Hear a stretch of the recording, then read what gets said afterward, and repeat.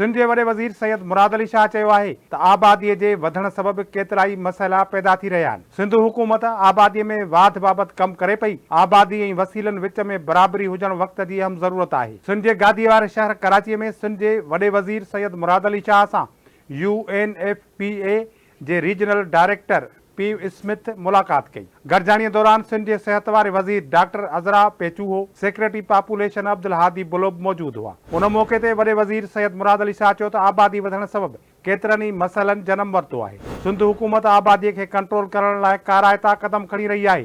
ख़ानदानी मनसूबाबंदीअ जे service खे समूरनि सिहत मर्कज़नि में यकीनी बणाए पियो वञे। रीजनल डायरेक्टर UNFPA जो चवणु हो त माण्हुनि खे वधंदड़ आबादीअ जे हवाले सां आगाही ॾियणु ज़रूरी आहे।